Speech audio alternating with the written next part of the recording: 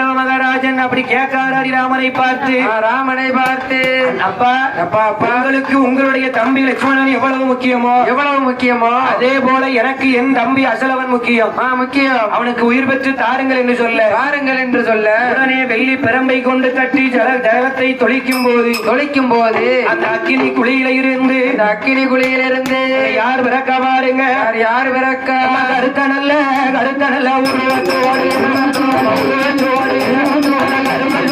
Karuppaswamy